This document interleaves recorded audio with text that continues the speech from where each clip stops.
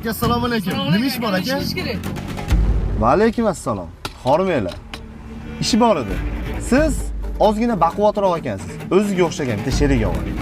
Bo'ldi aka. Abdulaziz, ketdi o'tir.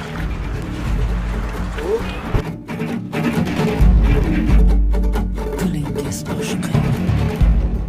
Dilingiz boshqa.